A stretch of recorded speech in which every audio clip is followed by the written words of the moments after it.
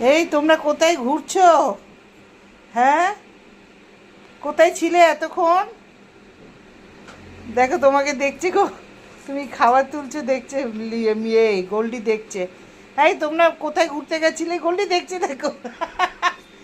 কিসের জন্য? এই যে তোমাদের দাদা, এই যে মিনি আর ছোটু রানীকে খাওয়াবে, ছোটু রানীকে খাওয়াবে বলে খাবার তুলেছে।